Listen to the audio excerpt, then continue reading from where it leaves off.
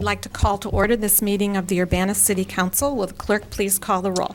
Council members Brown, Here. Hazen, Here. Hersey, Here. Jacobson, here, Miller, Here. Roberts, Here. Wu, Here. Mayor Marlin. Here. Next up is approval of minutes from the June 3rd, 2019 meeting. I'll make a motion for that. I'll second that motion. Are there any additions or corrections to the, or any corrections to the minutes? Seeing none? All those in favor, please say aye. Aye. All those opposed, same sign. That motion passes. Any additions to the agenda? I do have one request. I would request the council to move the staff appointments up under unfinished business. We have some guests in the audience that I'll are make that here. motion. Okay. I'll second that motion. Moved by Mary Alice, seconded by Dean. All those in favor, please say aye. Aye. All those opposed? Okay, we'll do that then. Public input? I don't have any cards from the, I'm finishing the card, so Okay. maybe I have two cards, so maybe I do it at the time. okay. It is the time. Both of them at the time of the item on the agenda? Okay. Is there any unfinished business? Okay. We're going to be doing mayoral appointments, and I'm going to divide these into three different sections. The first, and this is item I on the agenda, which has been moved up. The first will be appointments to boards and commissions, and these are new members, all for terms ending June 30th, 2022. To the Civilian Police Review Board, Darius White. He's a resident of Urbana. He works as a program coordinator for the Champaign Park District at the Douglas Annex. He's very interested in advancing collaborations toward positive outcomes and changes in the community. He also has volunteered to serve on the Community Development Commission for a term ending June 30th, 2022. For the Sustainability Advisory Commission, Thomas Delgado is one appointee. He's an office administrator at the Cunningham Township Supervisor Office and a strong interest in sustainability issues at the local level. And then the second nominee would be Megan McGinty. She's a special education teacher at Leal Elementary School, a lifelong resident of Urbana, and also represents her neighborhood on the Neighborhood Safety Task Force. So I'd entertain a motion to approve these new appointments. So moved. Second. Moved by Jared, seconded by Eric. Any discussion? All those in favor, please say aye. Aye. All those opposed? Okay, that motion passes. Next up are reappointments to boards and commissions. These are all for terms ending June 30th, 2022. For the Community Development Board, Chris Diana. For the Design Review Board, Nancy Wadrago and Adam Rush. For Market at the Square Advisory Board, Gary Taylor. And for Urbana Public Television Commission, Chris Fuller. Is there a motion? I'll make a motion to approve. I'll second. Okay. Any discussion? Will the clerk please call the roll? I'm sorry, all those in favor, please say aye. Aye. All those opposed, same sign. Okay, that motion passes. Next up are staff appointments, and before I go through that list, I would like to request that Interim Chief Bryant Serafin and Interim Deputy Chief Bob Fitzgerald please come join us up front.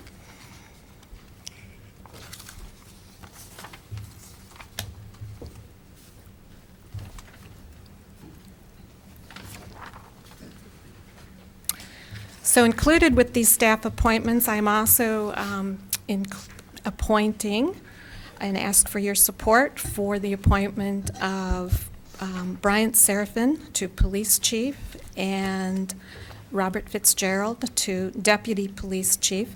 Combined, they have over 40 years of law enforcement experience in Urbana. They've cultivated positive and effective working relationships within the Urbana Police Department as well as throughout the organization. Before I go into a little more detail, I wanted to recognize their guests in the audience, and that's their families who've come here to share this occasion with them tonight. Chief Seraphin's family, his wife Tammy, and his sons Nicholas and Jacob. Want to stand up so we can see who you are here tonight. Welcome. And Deputy Chief Fitzgerald's wife Shelley and his children Ryan and Maddie are here tonight. Welcome. And just a note to the families of these nominees. I think the families of police officers share the job and all that comes with it. Each and every day, you send your loved ones to serve and protect our community. So on behalf of the City of Urbana, I wanted to thank you for your support over the years, for your sacrifice. I know there were missed holidays, missed birthdays, missed special occasions. I know they made it up to you, but there were times when they weren't there for you because they were there for us. And I want to thank you for your sacrifice and support and the pride that you share with them in service to our community. Thank you. Okay, a little bit more information about nominee for police chief. Bryant Seraphin joined the Urbana Police Force in 1994. He's coming on 25 years of service to the community, earned a bachelor's degree with distinction in sociology, specialization in criminology from the University of Illinois, served as a field training officer, member of the Metro SWAT team, served in the Criminal Investigations Division since 1999, promoted to sergeant in 2002, appointed lieutenant of the Criminal Investigations Division in 2007. 2015, he moved to the Patrol Division, assumed the role of deputy chief in 2017. And over the past 10 months, I've observed both Mr. Seraphin and Mr. Fitzgerald. Really, they've had a 10-month job interview when it comes right down to it.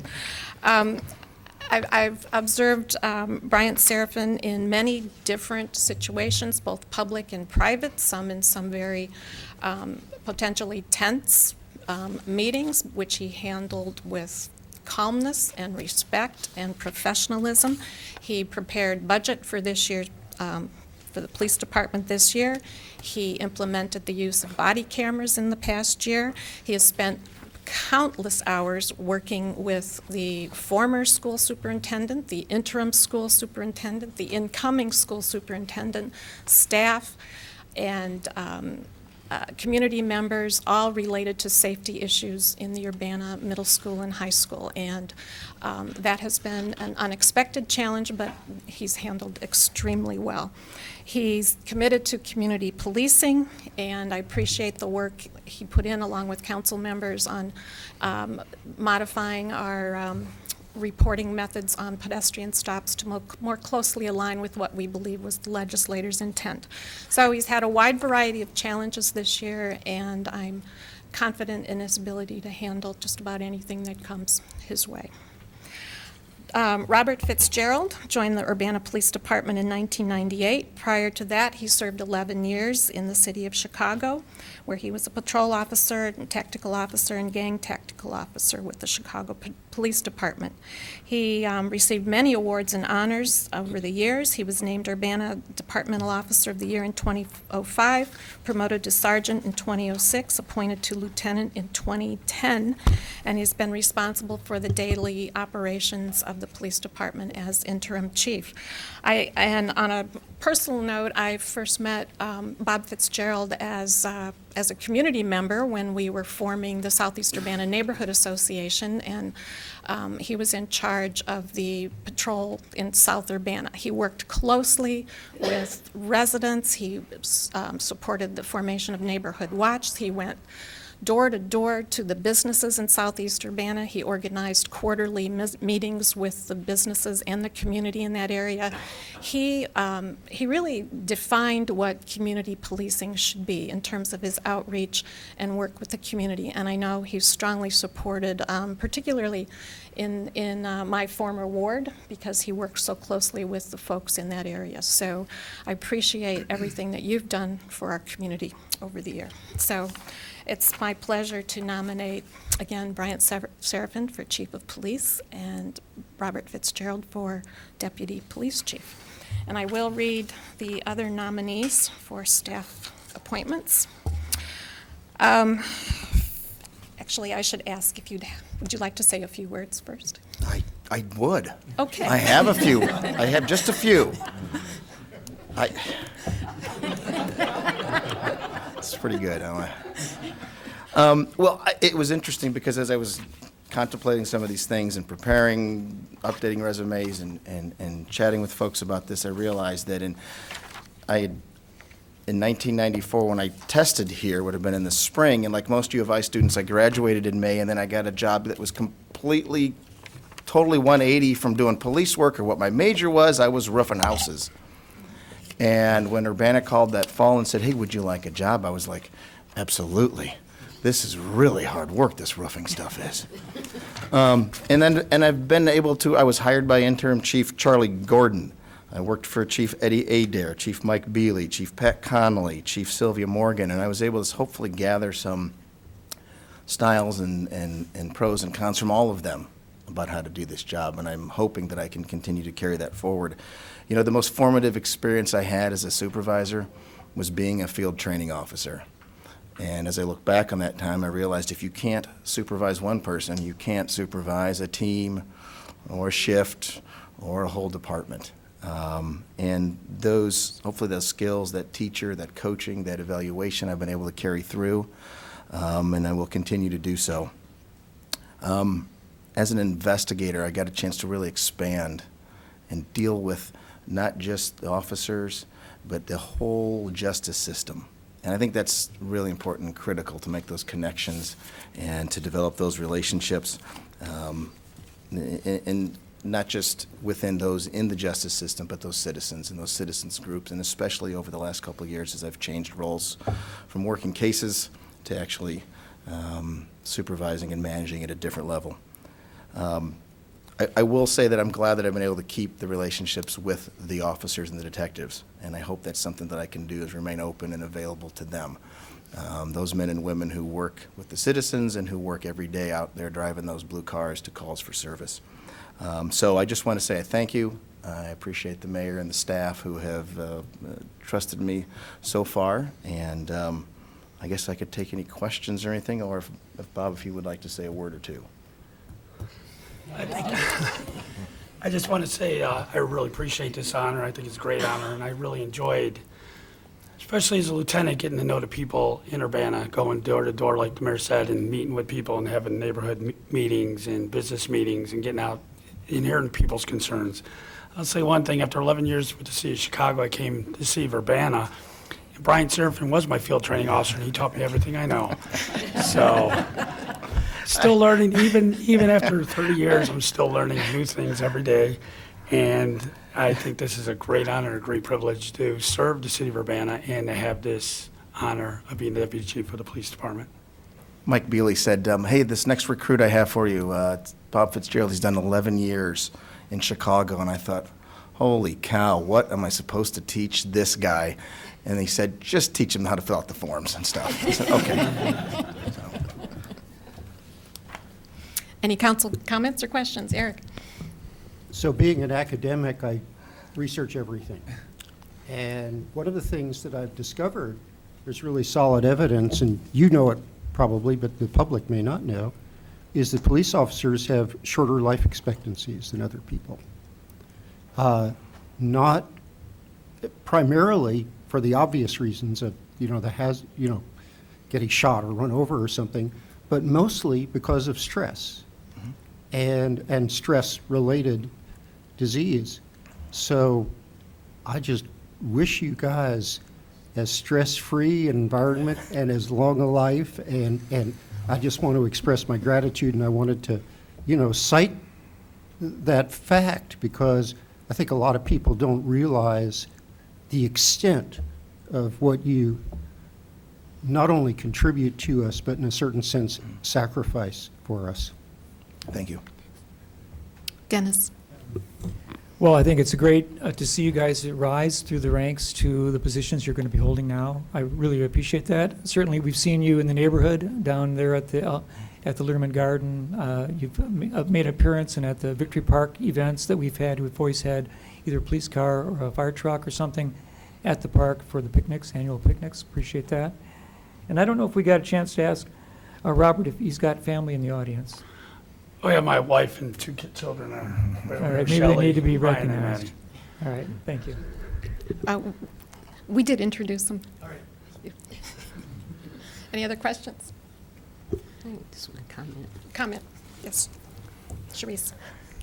Well, Bryant and Robert. No, I just want to say, ever since I came on the council, both of you have been nothing but, have not shown me anything but, you know, how generous you are with information. And when I have questions, you answer them. And I was teasing Brian earlier about the little swag bag I got for my graduation from the Citizens Police Training Institute. And Mr. Fitzgerald was there, and it was really very nice. And so I just want to thank you, and I'm really happy to see this promotion for you. So. Any other comments? Okay. I should mention there's another member of the UPD family in the audience, and that's Cassie Heldman. She's the administrative assistant and executive assistant, and actually the person in charge in that part of the Correct. So nothing gets done without Kathy's help and or Cassie's help and support, and we deeply appreciate that. And she keeps a bowl of candy on her desk at all times. So. But thank you, Cassie, for everything you've done for over the years. Okay, the rest of the staff appointments that are before you tonight. In the Executive Department, Carol Mitten, City Administrator, Todd Rent, Human Resources Director, Vasilia Clark, Human Relations Officer, Stanford Hess, Information Technology Manager, James Simon, City Attorney. Community Development Services Department, John Schneider, Community Development Services Director, Lori Pearson, Deputy Community Development Services Director, Planning Manager. This change in title reflects her actual job duties. It does not, there's no change in pay. But Lori also serves as the director, or acting director in John's absence. So she really has a leadership role in the department. Sheila Dodd, Grants Manager, Brandon Boyes, Economic Development Manager. Finance Department, Elizabeth Hannon, Finance Director, Elizabeth Beatty, Administrative Services Manager, Christine Francisco, Financial Services Manager. In the Fire Department, Charles Loss, Fire Chief, Chad Hench, Division Chief, Kyle Hench, Division Chief, Derek Odell, Division Chief, and Philip Edwards, Fire Marshal. Police Department, Bryant Seraphin, Police Chief, Robert Fitzgerald, Deputy Police Chief. Police Lieutenants include Jason Norton, Joel Sanders, Richard Searles, and Matthew Bain. And in the Public Works Department, the Public Works Director search is in progress. Deputy Public Works Director for Operations, Vince Gustafson. Interim co-city engineers will be Brad Bennett and Craig Schunkweiler, and Scott Tess is Sustainability and Resilience Officer. And those positions were discussed a week or two ago in the when the reorganization of the Public Works Department was discussed. So I would entertain a motion for these staff appointments. I will make the motion. Second. Moved by Dean, Second. seconded by Sharice. Any council discussion, questions? All those in favor, please say aye. Aye. All those opposed, same sign. That motion passes. Congratulations and thank you to all staff, and I look forward to a good year.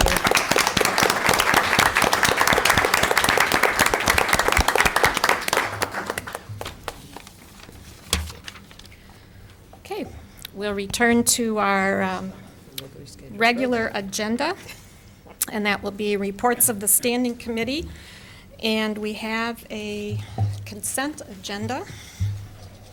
Dean Hazen? Okay, I will attempt to follow this. The Committee of the Whole recommended that the City Council take a single vote to consider approval of the following items appearing on the consent agenda. And it's going to be resolution number 2019-06-017R, a resolution approving and authorizing the execution of a promotional and marketing agreement, Champaign County Economic Development Corporation, fiscal year 2019-2020. That's from Community Development. Resolution number 2019-06-018R, a resolution approving and authorizing the execution of a promotional and marketing agreement, Urbana Business Association, again, Community Development. Resolution number 2019-06-019R, a resolution approving and authorizing the execution of a promotional and marketing agreement, Visit Champaign County, again, Community Development. Resolution number 2019-06-020R, a resolution authorizing acceptance of a grant for Market at the Square, Farm Credit Illinois Grant, SNAP Double Value Program 2019. That was again Community Development.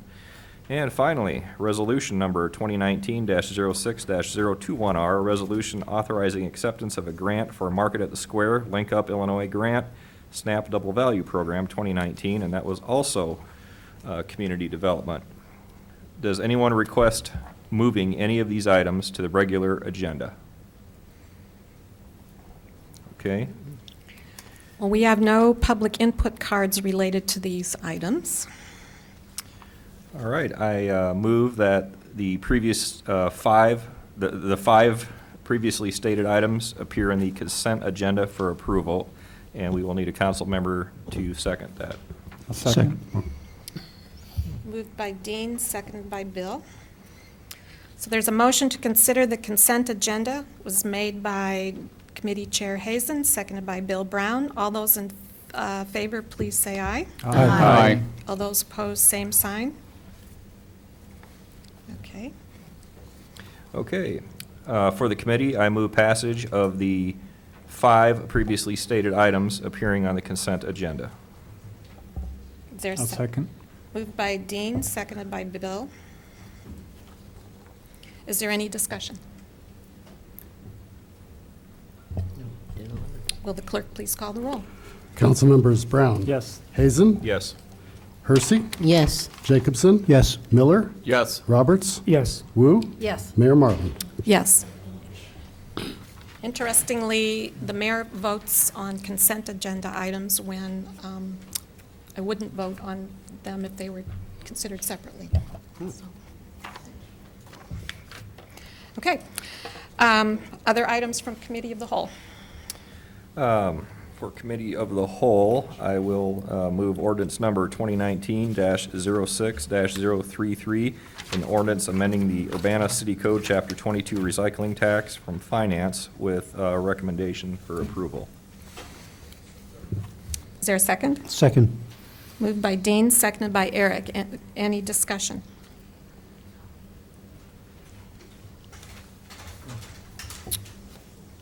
Will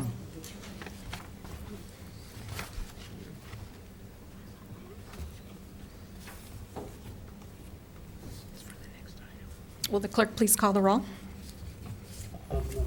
Yes. Brown. Hazen. Yes. Hersey. Yes. Jacobson. Yes. Miller. Yes. Roberts. Yes. And Wu. Yes. That motion passes. Next item. Oh, sorry. Resolution number 2019-06022R, a resolution approving an intergovernmental agreement with the Urbana and Champaign Sanitary District for billing services finance. I do move with recommendation for approval from the Committee of the Whole. Second. Moved by Dean, seconded by Mary Alice. Is there any discussion? Will the clerk please call the roll? Councilmembers Brown. Yes. Hazen. Yes. Hersey. Yes. Jacobson. Yes. Miller.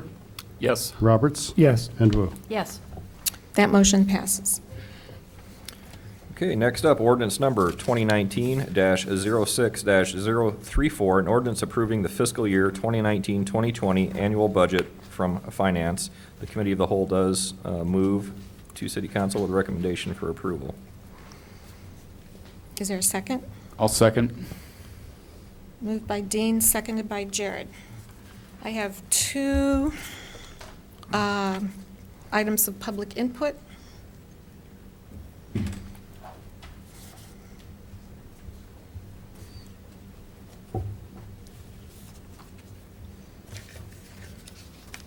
from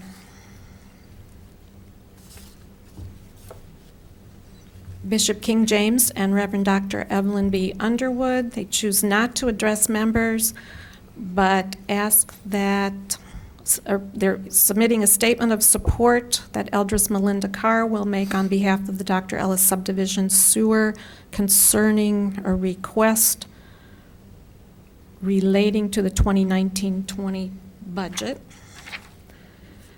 And then, did you wish to address the council, Dr. Underwood? We're gonna support the statement that Eldris Melinda Card is making on behalf of the Dr. Ellis Subdivision Committee. Okay, so Eldris Carr, would you like to speak to the council? Yes. And this is ordinances approving the fiscal year 2020 annual budget, amending the annual budget, and resolutions approving the capital improvement plan.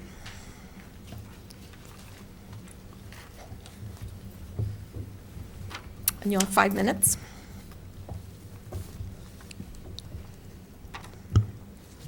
Good evening, Mayor Marlin and the Urbana City Council. This is regarding the ordinance approving the FY 2020 annual budget and amending the FY 2019 annual budget. This was presented at the June 10, 2019 Committee of the Whole meeting, and specifically under Section 1, an ordinance adopting the FY 2020 annual budget, and bulleted item number 6, referencing Dr. Ellis Subdivision. Our critical sewer issues in Dr. Ellis Subdivision have been before you a number of years, including a past petition with more than 100 signatures presented on November 13, 2017. Therefore, we respectfully ask the Urbana City Council to consider using the Community Development Block Grant Fund to support sewer system infrastructure improvements. Because the Dr. Ellis Subdivision is in a targeted area, it seems inappropriate to allocate funds, of which $105,000 is stated as a portion of the budget for streets and sidewalks infrastructure improvements first, when sewer infrastructure issues have escalated in our neighborhood in recent months. We are continually concerned about the deficiencies and inequities in the sewer system in the Dr. Ellis Subdivision. We appreciate your consideration of allocation of funds toward critical sewer issues in Dr. Ellis Subdivision. Respectfully submitted, Dr. Ellis Subdivision Committee. Thank you. Can I ask a question real quick? One question, yeah. Yeah, Melinda, just one question. Because it's the Dr. Ellis Committee.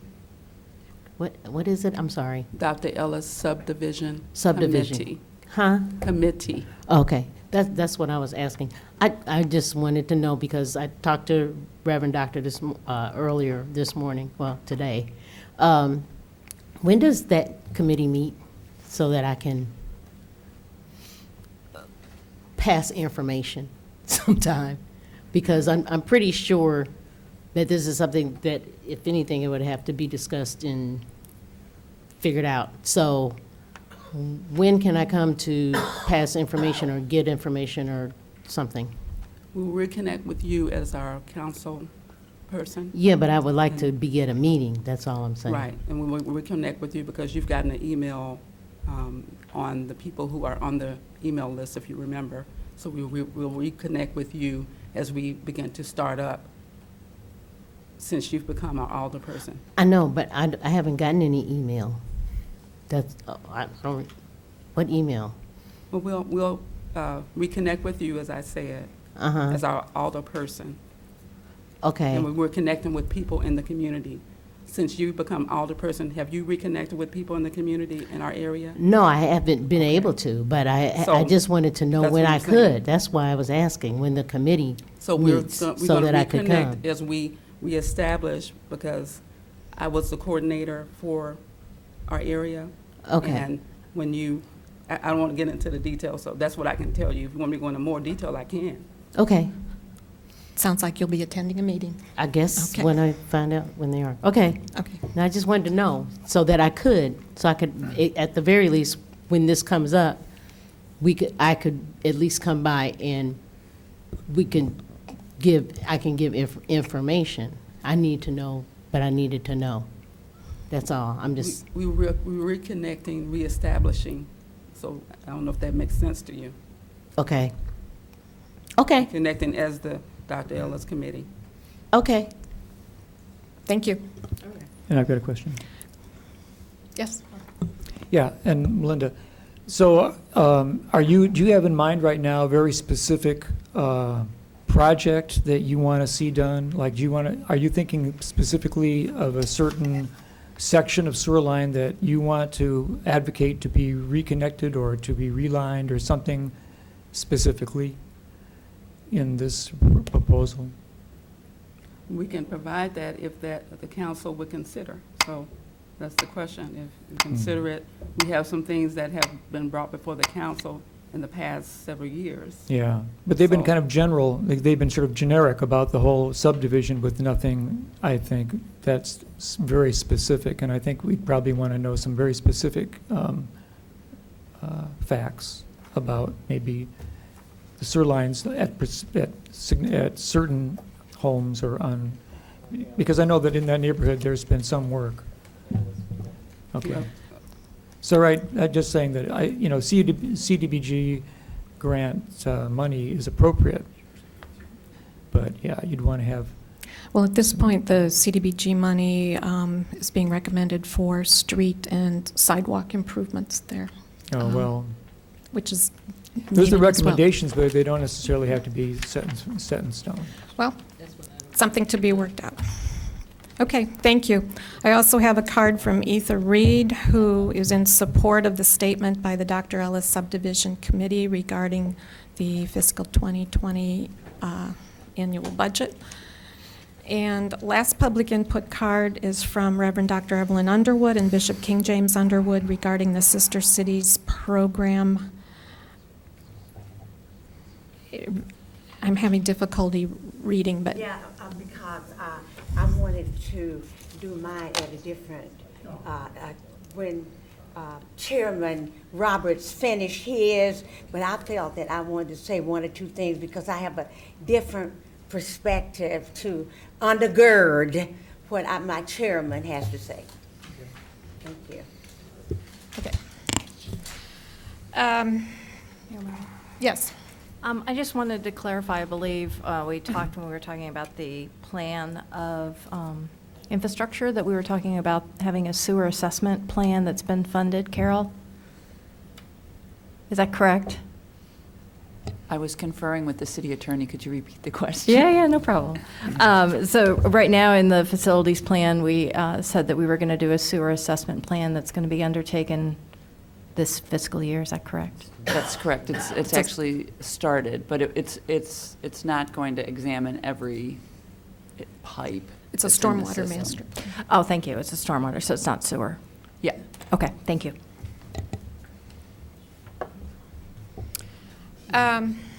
Any other discussion items on the budget? Dennis? Right. So I just wanted to present an amendment to the budget. It's a small amendment, but I'd like to present it.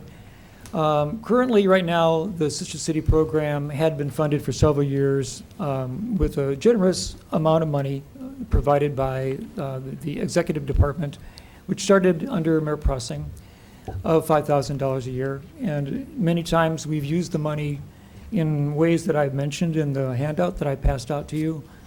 We've supported sometimes housing and feeding delegations who've come from both Thionville and from Zumba Malawi, who've come in the past to our community as partly part of grant work and partly to tour the community after they were invited by Sister Cities International to come to Washington, D.C.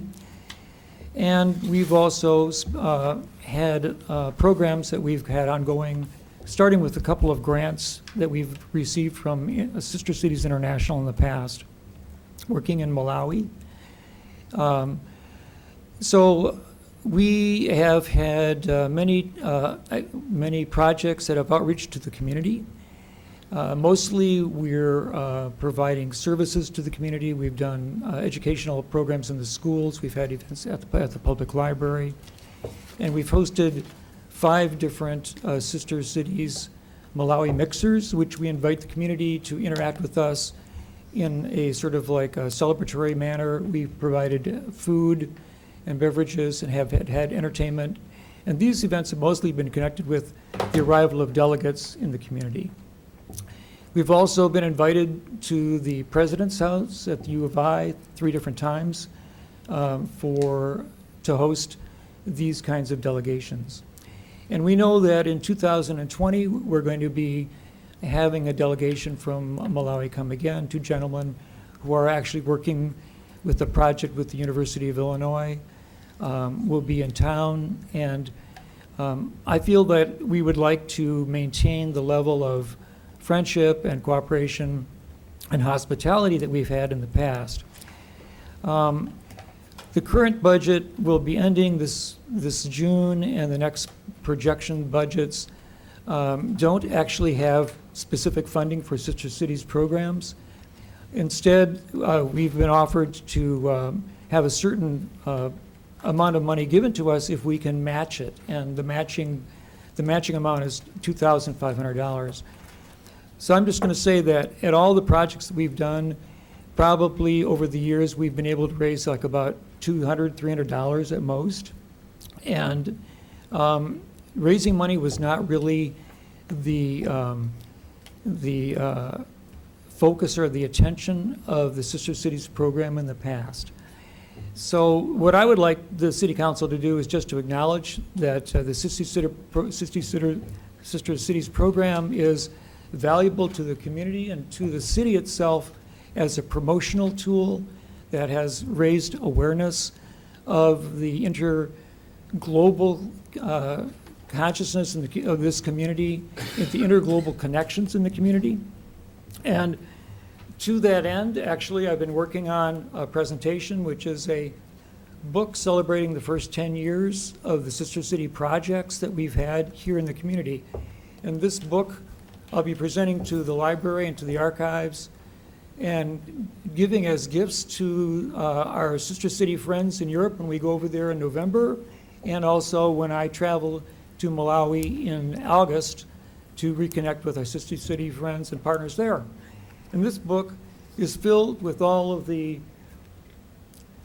events that we've done in the past, the projects that we've completed, which many of them are on-the-ground physical projects that we've completed, and include not only our African Sister City, but also our visits to China. The mayor was with us on that trip, where we had to convince the Chinese government to allow us to use connections at the University of Sun Yat-sen in Haizhu district to participate in one of our grant projects.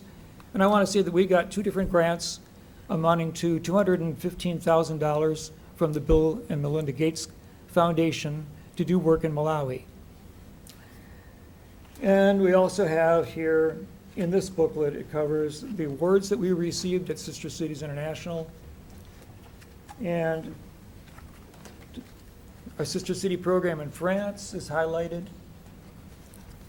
And at the end, there's a page about the awards that we've received as a program in this for the city of Urbana. And I think this raises the stature of the city of Urbana in a significant way.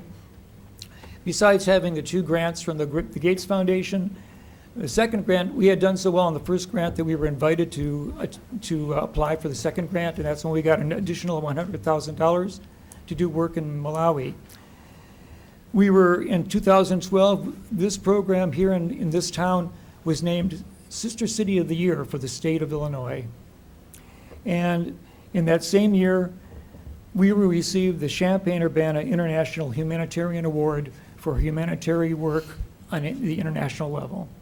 So my concern, I guess I'm sharing with you, is that I would like to have the Sister City program funded pretty much on a permanent basis, but I'm just going to ask for next year at $1,000. And you know, the reason why I'm asking that is that our dues alone to continue our program at the state level and at the national level will cost us $615. So if this city council could afford to spend another $400 for programs in 2020, it would be highly appreciated.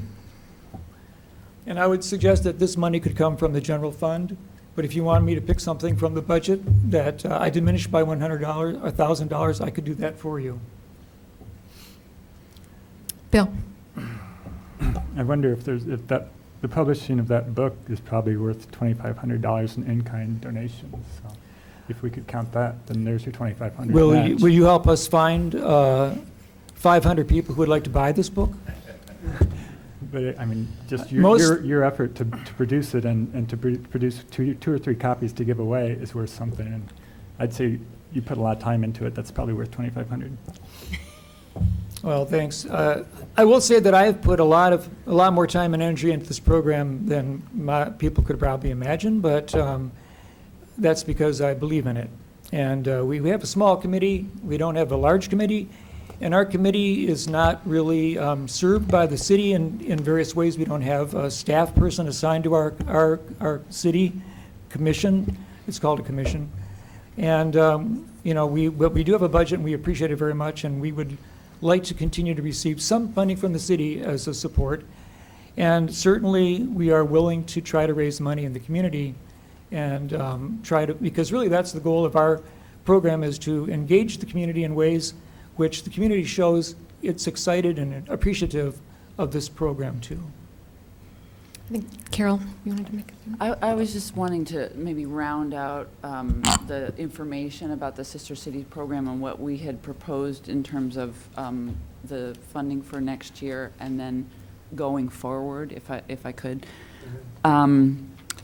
So a couple of things. One is that we viewed FY20 as a transition year where in the future, since the public arts program has been recast as the arts and culture program, that the Sister Cities program would appropriately compete for grants along with other organizations of this type. So FY20 is viewed as a transition year, and as Dennis said, the money that is in the budget for FY20 would become available once once matching funds had been raised in the amount of $2,500. Subsequent to meeting with Dennis and Scott Dossett, who are leaders in the organization, and they had made a request for us to put money in the budget in FY20 to pay the dues, we had offered to, in the event that they had unspent FY19 dollars, up to $610, which is the amount of the dues, that we would propose a budget amendment to the council that would carry over $610 in order to pay the dues out of FY19 funds. Historically, the group has underspent their allocation. In 2017, they underspent it by $740.39. Last year, they underspent the allocation by $2,256.06. As of the time that we met, which was last month, mid-May, the group had over $4,000 still allocated to it. At the time, there was $350 or so pending that had been submitted but not processed. And then there was discussion when we met that you were going to be buying some textbooks in the amount of, I thought it was about $500. And so we thought that there would be sufficient funds left over at the end of this fiscal year.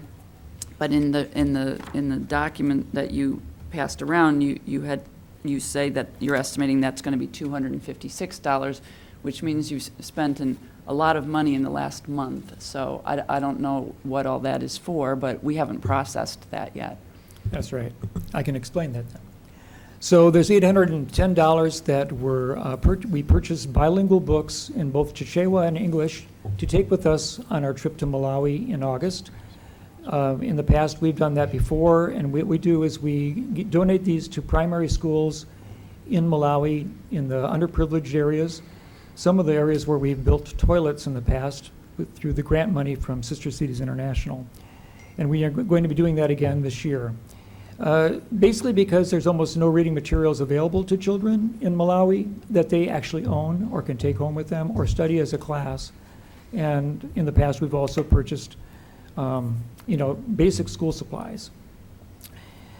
So that bill hasn't passed through the financial department, $810. Then to create this book and to make copies of it, it costs $500, $50 a book. And I made a limited edition, and I paid it out of my own pocket, but I thought that probably it would be appropriate, since we're giving them away as gifts, to be reimbursed.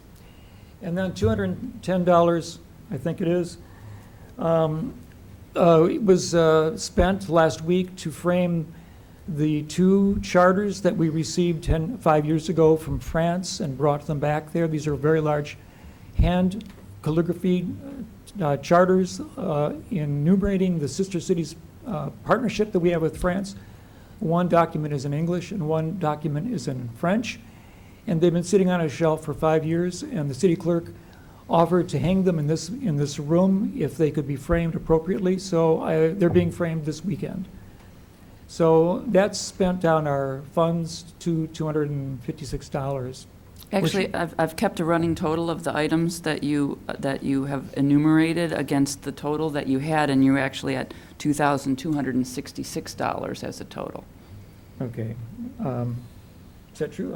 I've been keeping track of the things that you enumerated. Okay. Well, I don't know. My numbers came out differently. So nonetheless, what I'm saying is that I just feel like it would be appropriate for the city to support the Sister City projects to the limit of $1,000 in the following year.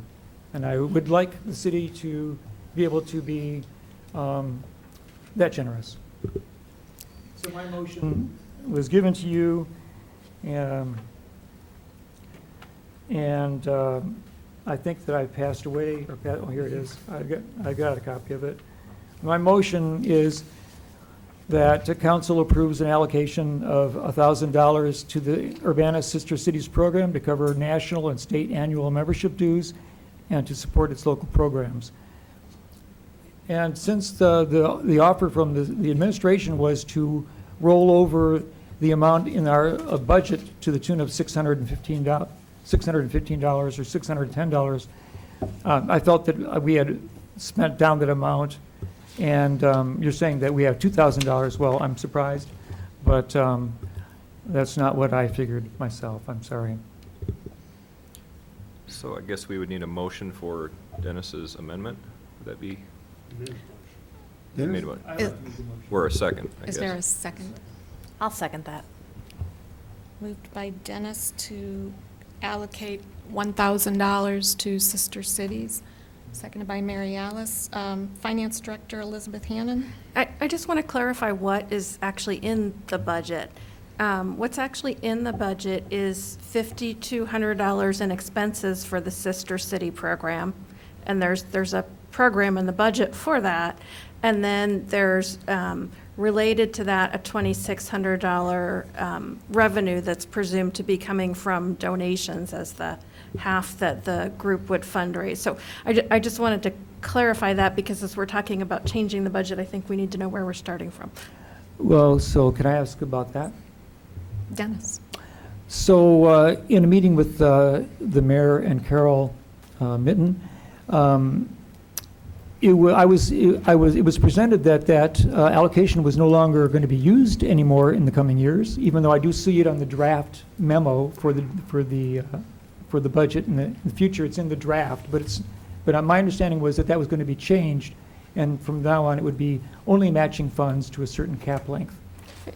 Yeah, my understanding is it was matching funds, and hence the $2,600 in donation revenue to go with the $5,200 in expenditures. So we don't necessarily spend everything that's in the budget. So my understanding is if it's a matching thing, we're going to monitor the funds as they come in, and then we're only going to spend as a match, twice whatever comes in. So I'm confused by that because it wasn't made clear to me that I had $5,200 in the budget. I think, before, just on this point, one of the reasons why this is being handled the way it is because the city handles the funding for the Sister Cities program, unlike any other group that would be getting a grant. It's a part of the government. So there, as Elizabeth was saying, it has to be accounted for in terms of revenues coming in and then expenditures going out. That's why it's, and she had to bookkeep the anticipated donation expenditures. So I'm sorry. So she's imagining that we can raise the $5,200. She's imagining that you could raise $2,600. Mary Alice. All right, so we have on the books that we're going to spend $5,200 with the assumption that we can raise $2,600, just to confirm that piece of information. Correct. Okay, so since we have already allocated basically $2,600 in our budget, would it be appropriate to allocate $1,000 that is kind of the bottom line? So we would have 1,000, and then the matching would take that into account. Does that make sense, Elizabeth? Because we've already said that we will pay $2,600 if $2,600 is raised. So we're already basically saying that $2,600 is coming out of the general fund. If they can't raise the $1,000 to get the matching of the 1,000, or $500 to get the matching of $500. So what you're saying is they would spend or up to $1,000 without any matching. Correct. I mean, I think that, just to be clear, I think that it's important that we pay our dues. Our dues are about $610. I mean, that is, in my opinion, part of the reason why we are sister cities. Now, I can understand having the Arts Commission, perhaps for events, apply for grants for the events and so forth. That would make sense to me. But certainly applying to the Arts Commission for dues does not make sense to me. I think I'll speak for myself and anybody who, I don't want to speak for the mayor, but this organization is not really part of the government. I mean, we have sort of adopted it for the moment, but it functions separate from the government. It is not a commission. The members are not appointed by the mayor. And so it really functions as a nonprofit, and the goal would be for them to, sort of graduate out from under the wing of the government and stand on their own. And, if it is as Dennis has expressed, if it is considered by the community to be make this valuable contribution, fundraising in the amount of $2,500 is not that formidable, and fundraising in the amount of $610 to pay dues is not that formidable. So, there is a certain, I guess, responsibility if you're going to be a nonprofit to take on a fundraising role. And so I guess that's what we see that it grows into. It's a standalone organization like other grantees of the government. Eric. So if I'm understanding the discussion correctly, there is still maybe up to $2,000 in unspent allocations from previous budget years. Is that correct? From the FY19 budget, based on the expenses that have been booked to date, and then what Dennis enumerated earlier, I calculated that there was $2,266 left. So it seems to me that the cleanest thing to do, process-wise, would be to permit, to have, again, a retroactive budget amendment for last year, giving them the ability to continue to spend money out of that allocation this year, and that the dues could come out of that. Now, do any of the process experts, is there anything wrong with that? Well, that's what we had offered, but they want Okay. more than that. We had Okay. offered to put forward a budget amendment in the amount of $610, Okay. which is the amount of the dues. Well, that seems very reasonable. I also, there are lots of,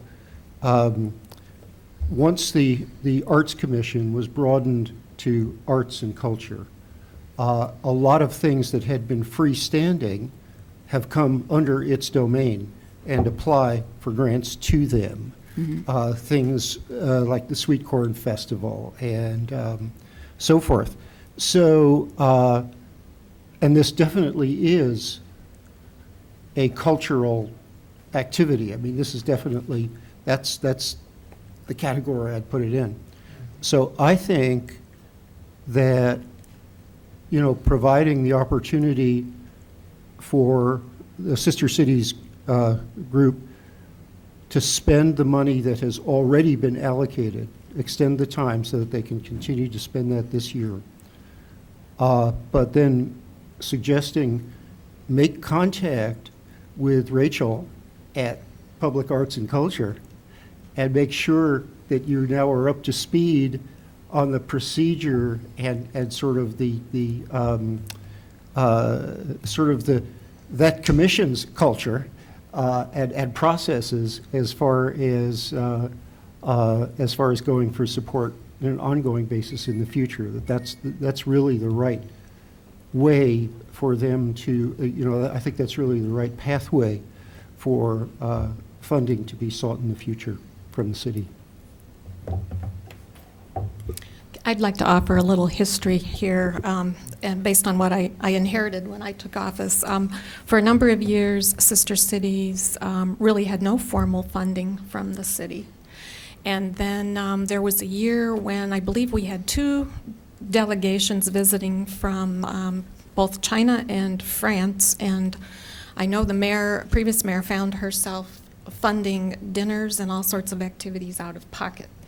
And the next year, then, an allocation of $5,000 was then assigned to the executive department for Sister Cities, and that's what Sister Cities has been spending each year. There were also a number of other kind of special groups who would come to the executive department on a yearly basis asking for funding, including the Folk and Roots Festival, the Pygmalion Festival. Let's see, who else came? People would, just come to the mayor's office and negotiate funding on an individual basis. And I felt really that in order to be consistent and fair to every group in the community, that needed to shift over to the public arts. And one of the reasons I requested and asked that we expand the Public Arts Commission to Public Arts and Culture was to include these other groups, like the Folk and Roots and Pygmalion and all the other things that were coming to the mayor's office asking for money, plus these Sister Cities. I thought these all appropriately belong in our public arts and culture umbrella. And so that's why we want the transition out of people making the trek to the second floor asking for money to being on an equal footing with everyone else in the community, recognizing, the importance and really the value of the Sister Cities program as part of our cultural activities. And there's no doubt about that. I just believe it's better that it goes through our Public Arts and Culture Commission through the process that everyone else goes through. So we're on an equal footing. And really, it's a little more transparent, a little more we are accountable in terms of you're spending public dollars, so it's good to be accountable for those dollars, and that happens when you go through the Public Arts and Culture Commission. So that's how we got to where we are today. And as Carol and Elizabeth said, this coming year is to be the transition year. We didn't, want to make this abrupt change. We wanted to make a transition, and that's what we tried to explain to the group. So, and our understanding was there would be enough carryover from this year to cover dues for next year in order to give people time to plan for the following year. Dennis? Yeah, right, yeah. Originally, when we were beginning this program, of course, we did have the enthusiasm of the mayor, and we were able to secure within the first 4 months of our creation a $115,000 grant from Sister Cities International to do work in Africa. The opportunity just pretty much fell in our laps because only an African partnership qualified for this grant money.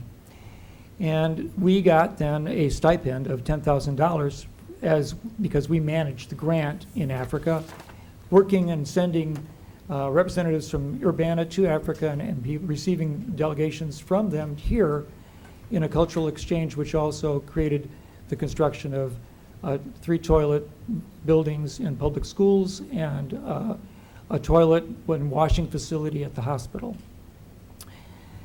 Well, that $10,000, we were going to put it in the bank because, all right, we were, independent. We had gotten this money, and we were told that the city didn't feel very comfortable about it, and also that Sister Cities International required us to have the city's interaction and approval to do this project because we represent the city, not just ourselves as a nonprofit organization.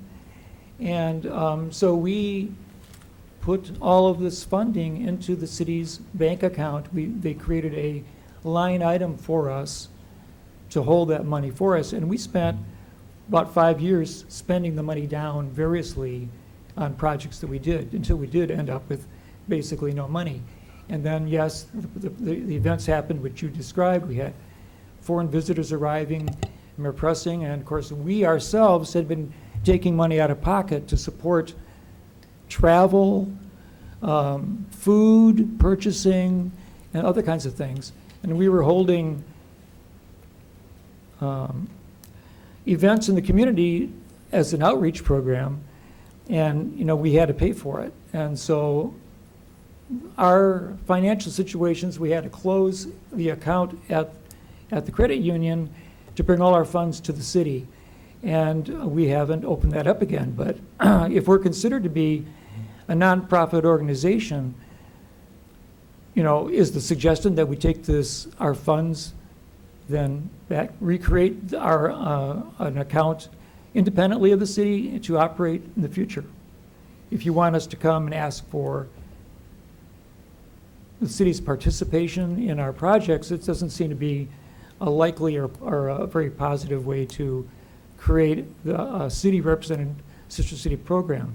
I'd rather be working hand in hand with the city in doing that and benefiting from the city's expertise and long reach into the community. But I would certainly not think it would be very likely for the Arts and Culture Committee to necessarily be choosing among a competition to pay our dues. Because when I think of arts and competition, I think of all the performance arts that all the performance, the dances, the music performances, the poetry readings that they do. And I don't think their mindset is set on paying the dues of this organization. And that's kind of really a concern of mine. I mean, if I'm going to end up paying for our dues myself, it's not really what I was intending to look forward to here. The funds are there to pay the dues. This coming year. For this coming year. But they're not matching funds, correct? They're just straight out. They're the balance, their carryover balance from this year. Right. So what we're saying then is that what Eric said is that whatever our balance is in this current year will be carried over, and we can spend those down. Is that correct? Well, but in addition to that, there's also $5,000 in the budget, or $5,200, which is available on a matching funds basis. And that would be excellent In for addition to us. the carryover. I think that's there. That's in the budget. And that would be, I would appreciate that. That'd be an excellent decision. Well, We have there's to not a raise budget matching funds. amendment before you right now, so you can express your intent, but that's not a decision that you're making right now. Oh, I see, okay. But what we had proposed was carrying over a sufficient amount to pay the dues. What is now revolving is to carry over all the money.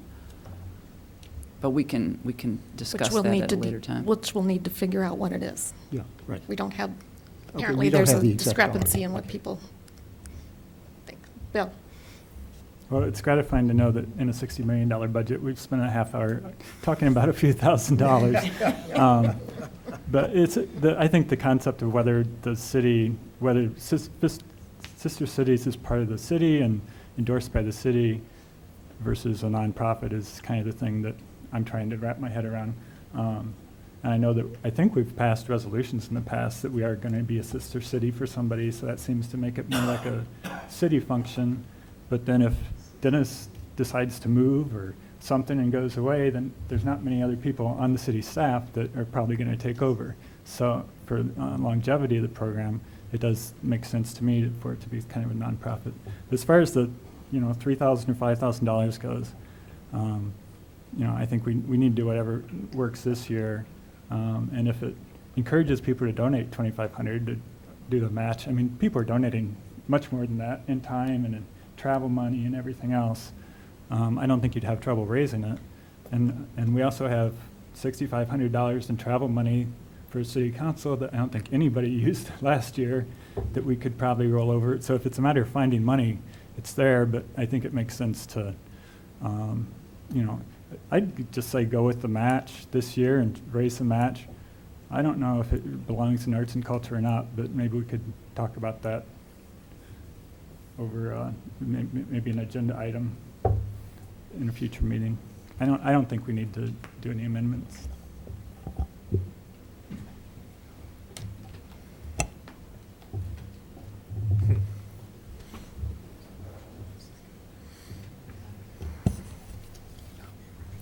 We do have one public comment, and then we'll finish this discussion.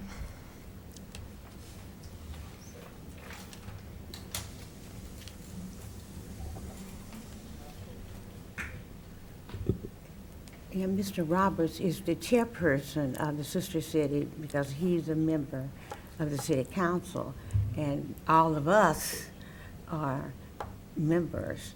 I think I've been a member for 6 or 7 years, but there are people who've been members since its inception, and I was invited to become a member. But we're different. I mean, the Arts Council, I know, and you've changed that and expanded it, but I don't think we fit. I mean, we are twinning with people, and there have been people say we should twin with more individual countries, and we haven't done that yet. But there are some other city council people. I think Mr. Brown has been to France at least. I think you didn't go with us, but anyway, it was exciting. I took information about the African American experience, Rantoul and others.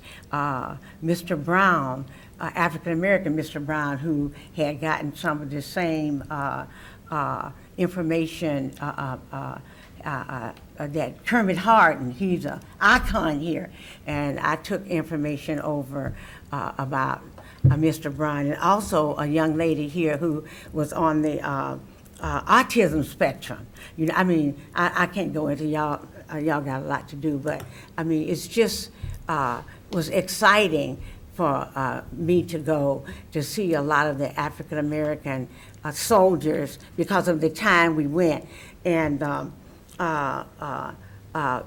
China, when the Chinese people came over, there was a Chinese friend of mine who was on the King Committee with my husband. She happens to know the Chinese gentleman that came, and she had been working with information, how we reach out to the community.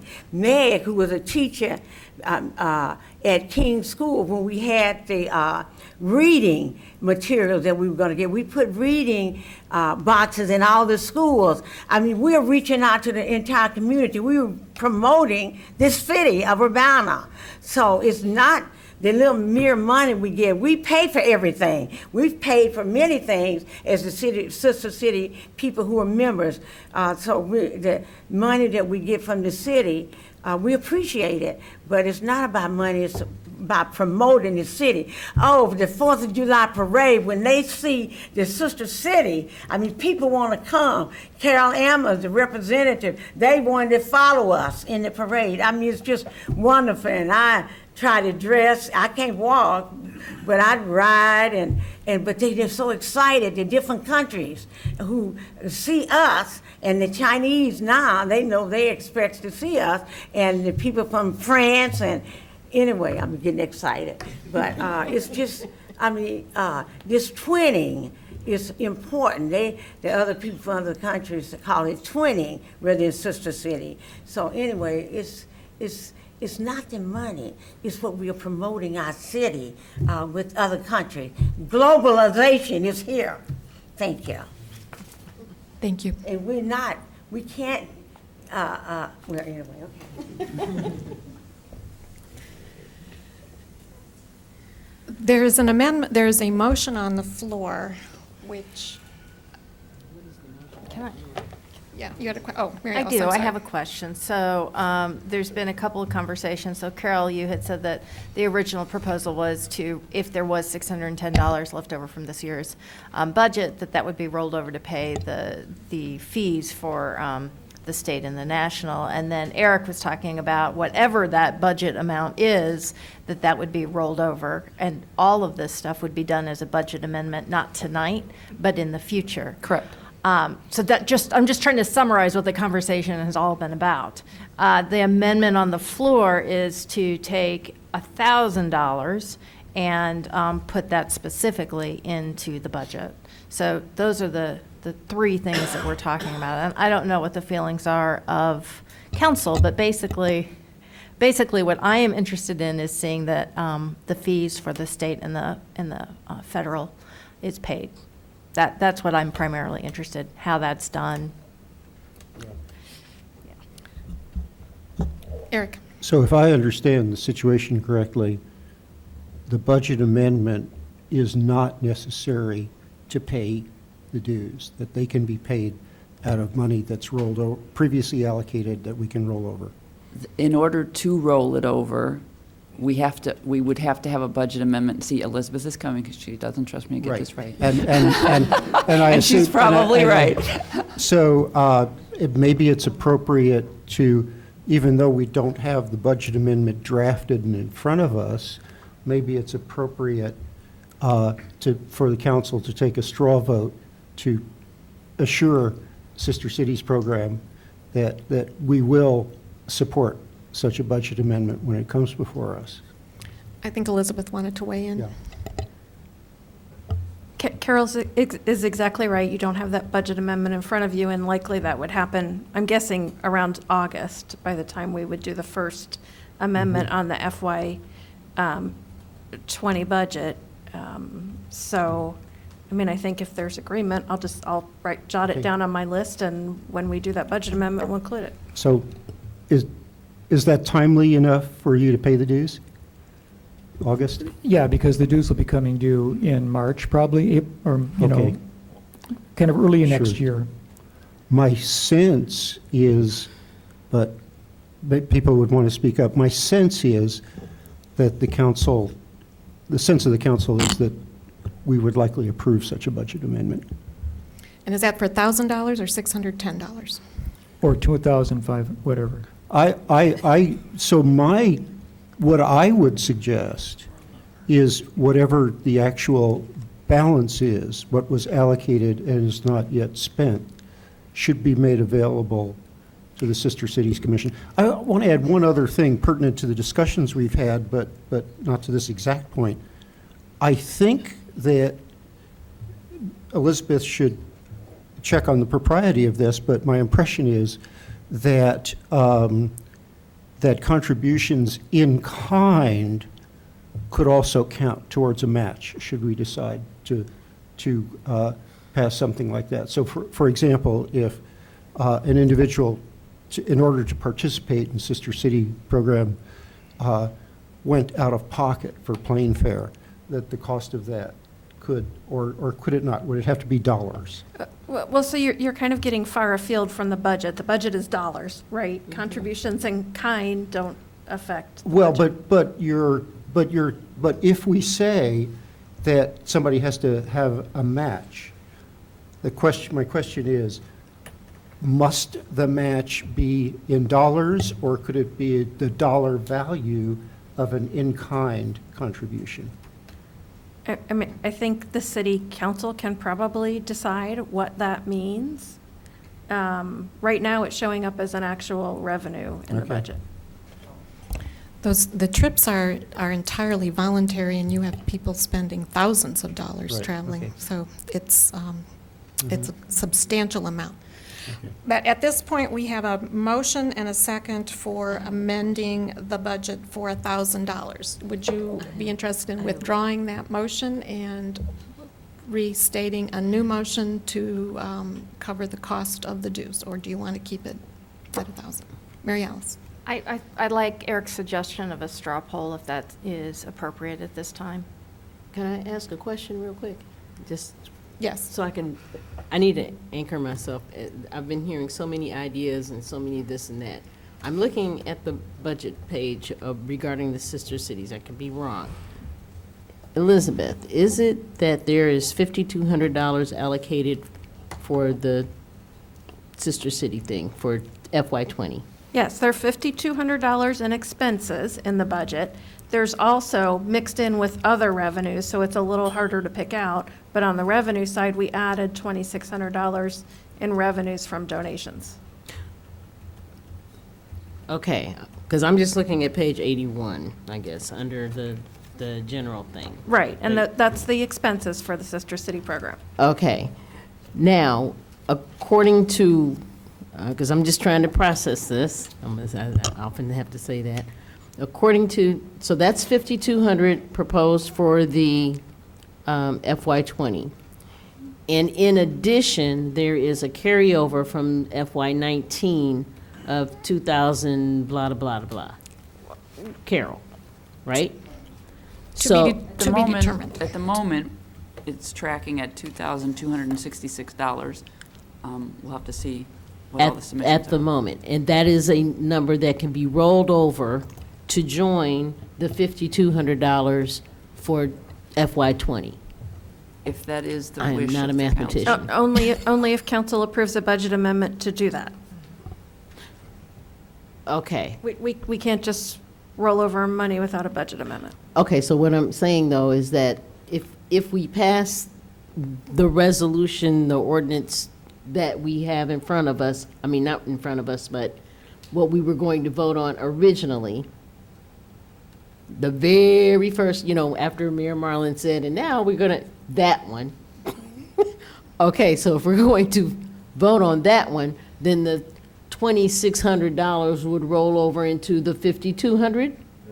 No. That's what I'm trying to understand. Well, yes. I mean, so if let's say we come back in August and we bring you a budget amendment, and if we're talking now about rolling over the balance, whatever that may be, I mean, we're still in FY19, so money can still be Right. spent. I'm saying if he doesn't spend, if Dennis doesn't spend what's in there now, let's say that you keep that, you can't find anything to spend it on, so you end up with $2,600 in, Okay, for discussion purposes, we'll say it's $2,600. yeah, for discussion But we purposes. will actually check Right. and make sure that it's $2,600. Right. Whatever that number is, So- we would bring you a budget amendment and we would add it to the $5,200. So there's already monies there, and it could possibly be rolled over for FY20, and therefore, we do not need an amendment to the resolution that we were going to vote on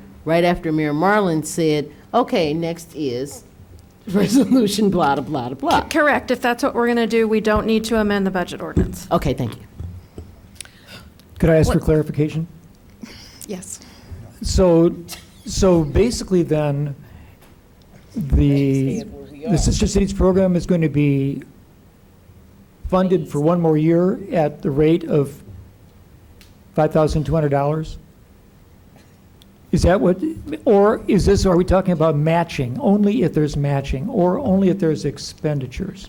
My understanding is that the 5,200 was going to be contingent on the fundraising match. Oh, see, that's So- not, that's a different story. It's not guaranteed. This is contingent on, right? But what's guaranteed is rolling over whatever your balance is from this year, which will be enough to cover the dues all right. and other expenses. And this So that is a works. transition That works year. for us. Okay, that right. works for you. Thank you, Chief. Okay, so I'd like Because we didn't have a rollover earlier that was going to. I'd like to take a straw poll to get a sense of the council who supports the rolling over of the balance in the Sister Cities account to fiscal year '20. Okay, that's unanimous. So we will plan on doing that in the next time we do a budget amendment in August. There's still a motion on the floor. Would you care to withdraw that motion? Yeah, I'll withdraw the amendment because we seem to have reached some kind of a consensus that will support us for one more year. Mary Alice, do you Yes, I support agree. that? Okay, that motion is withdrawn. And thank you for the discussion. Mary Alice? I'm so sorry to do this, but I had a question on the vote. So we have an amendment we proposed, and that is in our packet. So when we vote on the budget, does that include the amendment, or do we need to vote on that separately? The amendment regarding the planner position? Yes.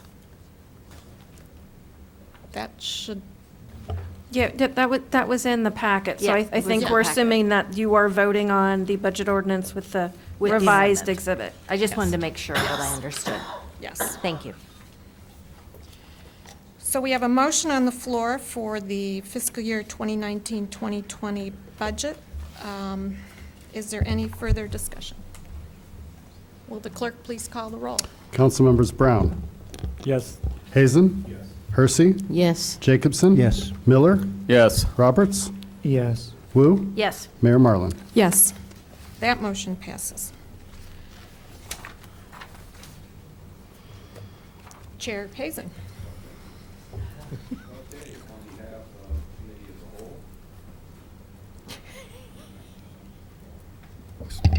At least I'm awake. On behalf of Committee of the Whole, I'm going to move ordinance number 2019-06-035 with recommendation for approval, an ordinance revising the annual budget ordinance, budget amendment number 10, fiscal year 2018-19 estimates from finance. I'll second that. Moved by Dean, seconded by Eric. Any discussion? Will the clerk please call the roll? Councilmembers Brown. Yes. Hazen. Yes. Hersey. Yes. Jacobson. Yes. Miller. Yes. Roberts. Yes. Wu, Mayor Yes. Marlin. Yes, that motion passes. Okay, next up, on behalf of Committee of the Whole, I'm going to move with full recommendation for approval, resolution number 2019-06-023R, resolution approving the Capital Improvement Plan 2019, Finance and Public Works. Is there a second? Second. Moved by Dean, seconded by Eric. Any discussion? All those in favor, please say aye. Aye. All those opposed? That motion passes.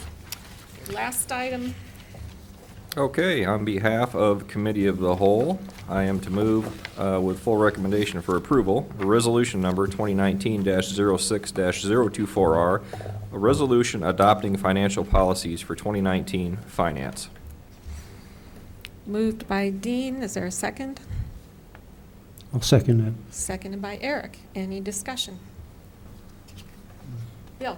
I just wanted to thank Elizabeth for doing the graph showing the estimated outstanding debt that would accumulate in the VERF fund. Seems like it, according to the projections anyway, for the next 40 or 50 years, it won't exceed 30% of the value of assets, and it's not it's not accumulating rapidly. It looks like, don't even have any debt for 10 years. Is that right? 12 years?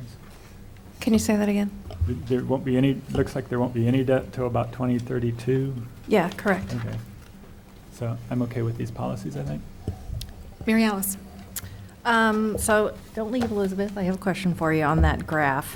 So I believe the policy had stated that we would be decreasing the amount of funding in the VERF from 90% to 70% and removing the amount of, I think, around $120,000 from the general, which was supposed to be replacing the amount that we had underfunded it since 2015. Just to confirm that was what? Yes. Okay.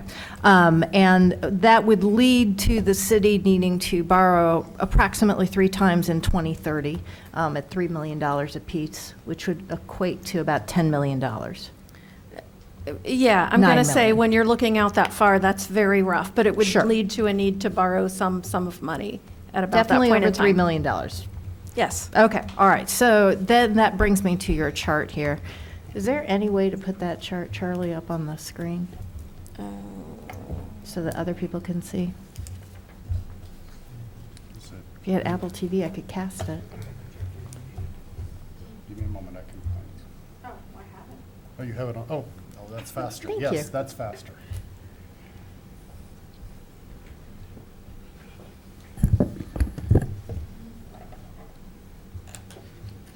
On the other right side, yeah.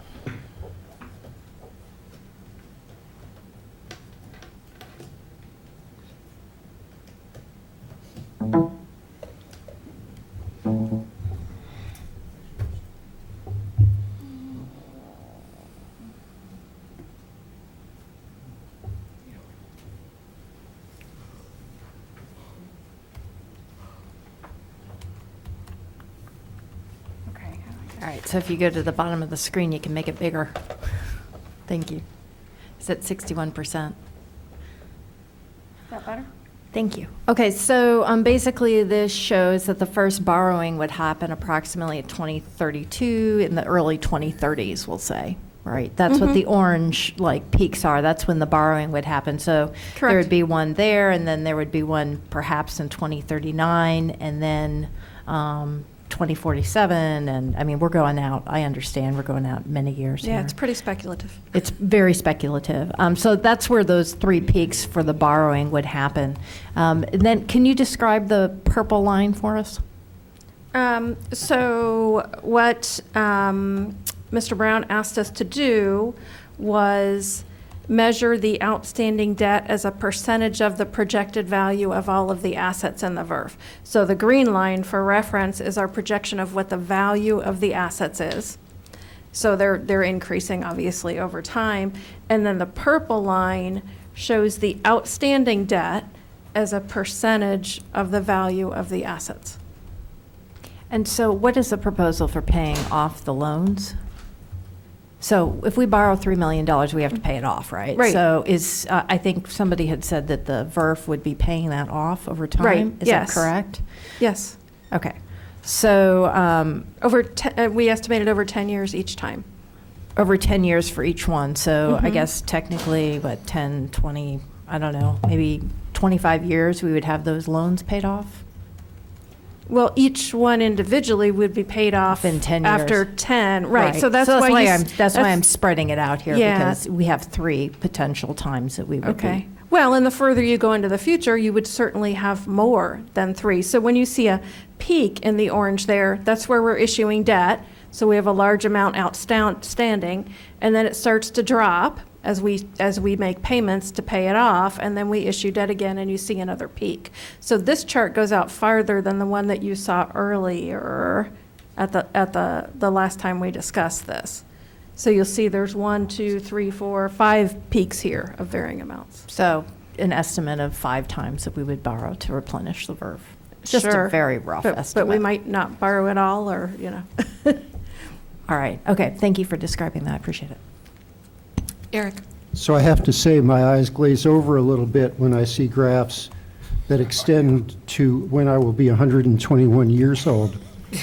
But I will try to remain engaged and really care. I've truly tried to understand this whole business of potentially borrowing to keep the reserves up. And in my mind, I can't get away from the idea that this is just moving money from one pocket, one of my pockets into another of my pockets.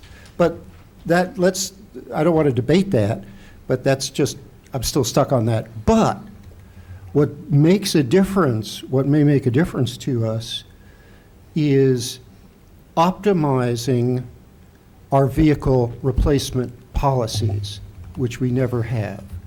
There are formulas that will tell you, as a vehicle ages, depending on how hard it's used, at what point will you be less out of pocket by replacing it as opposed to continuing to maintain it and repair it. And I don't want to lay anything more on Public Works right now while you're short-staffed, especially, and decapitated. But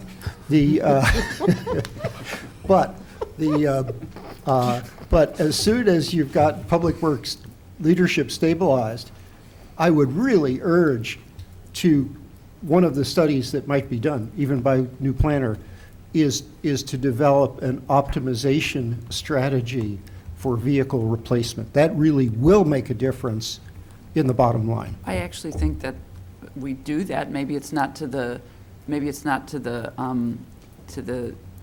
fine level that maybe you're talking about, but we're not just randomly replacing things. We do take into consideration the point at which it will become more costly to maintain than to replace. We absolutely do that. Okay, if at some point I would really like to see, if it's possible, a brief presentation of that process. Okay. The other thing I would encourage people to keep in mind is that the Vehicle and Equipment Replacement Fund is not the only fund that was underfunded for many years. We have absolutely no fund for facilities repair, maintenance, or replacement. Zero. There's nothing. Infrastructure is another major, as you got the report on that a few weeks ago. So when we talk about the Vehicle and Equipment Replacement Fund, it needs to be in the context of all the other capital needs that we're going to have to deal with in the near future and in the more distant future. And that's also in conjunction with addressing our structural budget deficits. So that's where we are. We just need to make sure we consider the context, the entire context. Jared, and then Mary Alice.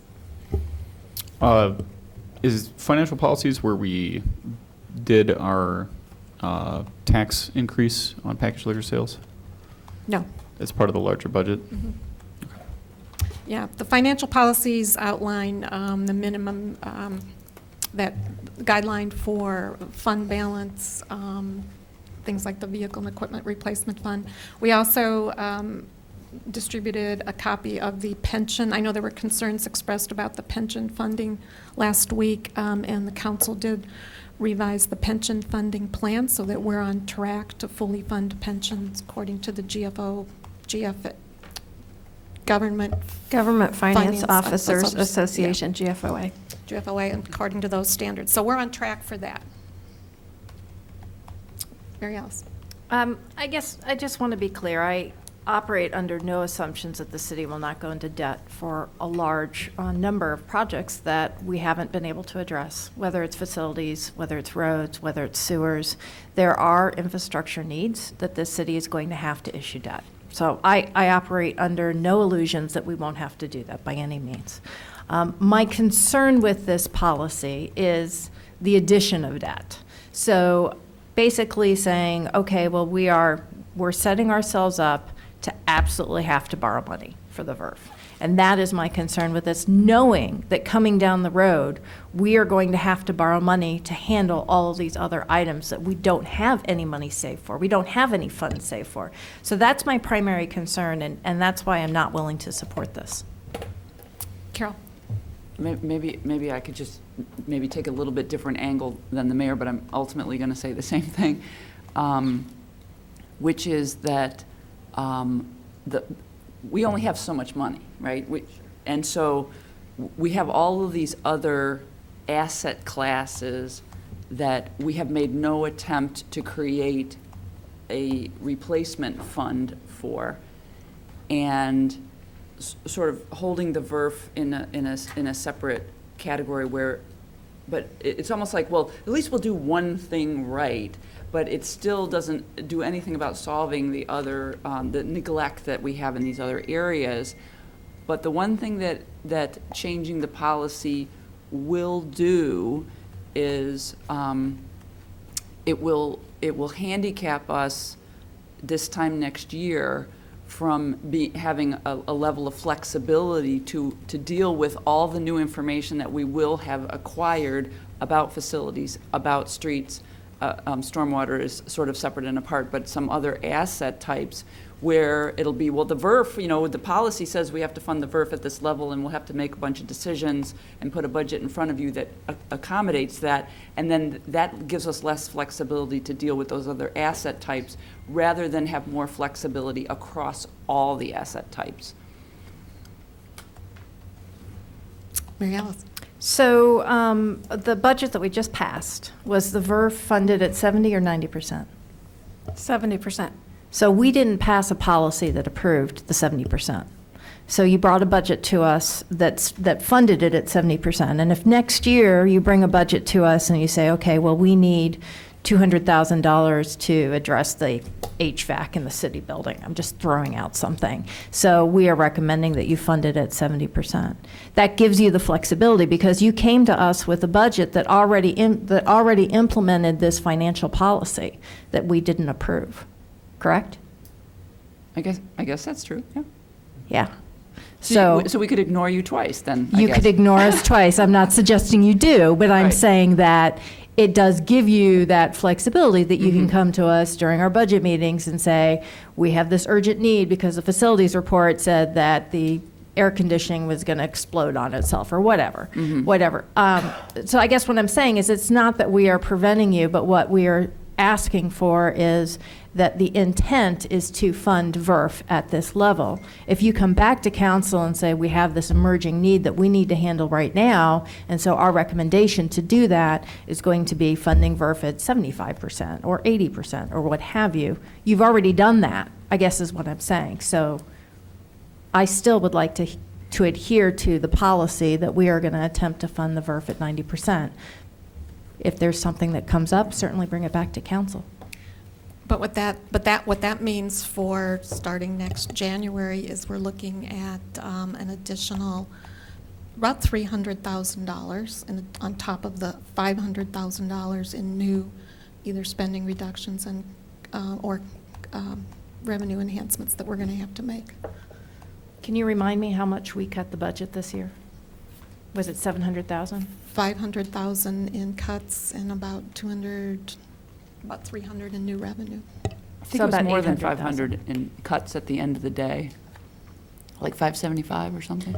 Yeah, but some of that was offset by other new spending that we really didn't have a lot of options Well, yeah. for, right? So the net was a little over 500. Okay. Including the revenue? Oh, and revenues, I think. Sorry, revenues, I think were 294.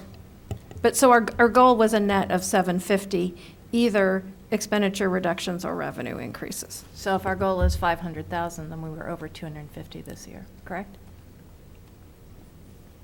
No, our goal was 750, but 500 in cuts, in reductions, 250 in revenue. Cutting the budget by 750, essentially, is what you're saying.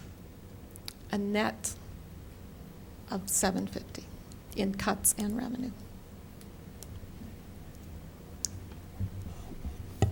And we have about $1.2 million to go total.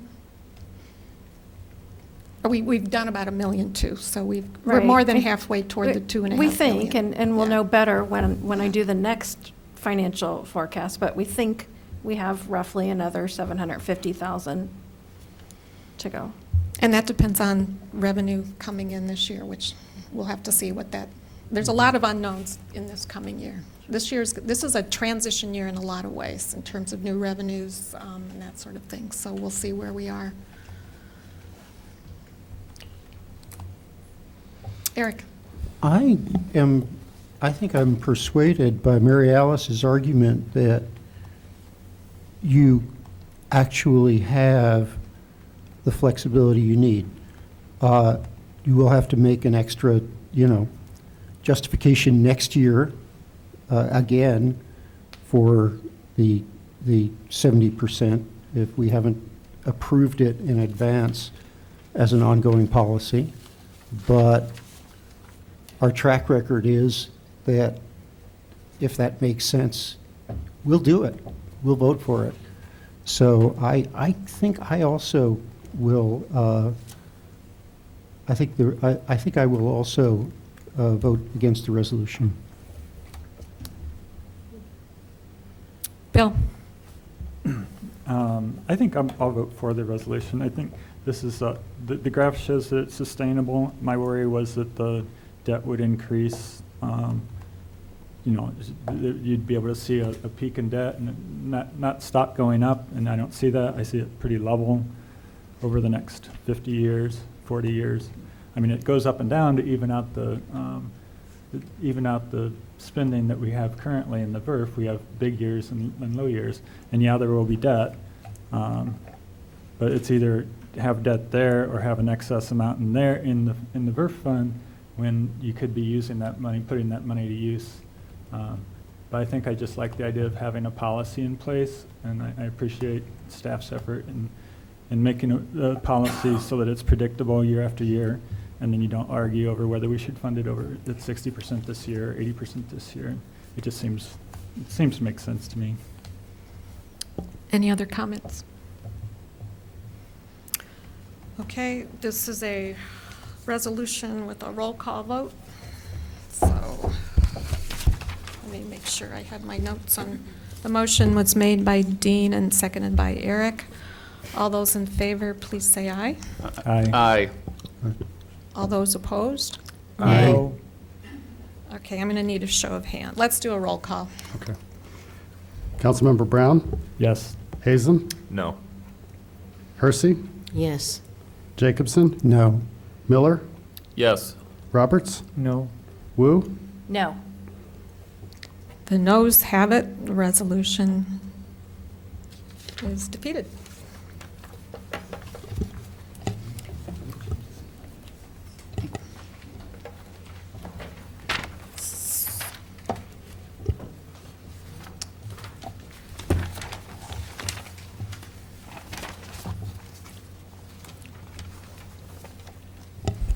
I might just point out there was more in the resolution than just the language about the VERF. So if anyone cares to revive any of those other things, now would be the time. Can we separate that? Could we go back and separate the VERF from the rest of the ordinance or the resolution? Can it be brought to the committee as a separate item? Yes, on both of those. You could move to reconsider and then split it up, or you could move as a group right now to send to committee direction to staff to revise, to come up with a new policy, deleting the VERF piece. Is there a motion to reconsider? I'll make a motion that staff come back with us with a revised policy. Is that a motion to reconsider? No, that would No. be just simply a council motion directing staff. It wouldn't have any That's correct. legal I'll second ramifications. It just send it to, it would send it to committee to be, it would send a direction to staff to bring something to committee. Okay. So you'll bring back a financial policy statement with revised language regarding the VERF. Is that the direction? Regarding the general fund minimum, I believe. Correct. Yeah, there were a few other items that were in there. There were a lot of other items in this.